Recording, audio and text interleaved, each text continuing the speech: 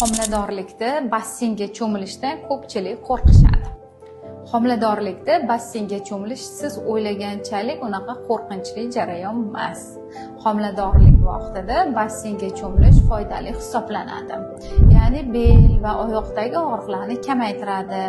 Agar katta sroklarda bo'lsa, tug'ruq jarayonini osonlashtiradi. Shunday ekan, basseynga cho'milish homiladorlik vaqtida qon aylanishni yaxshilaganligi uchun juda ham zarur hisoblanadi.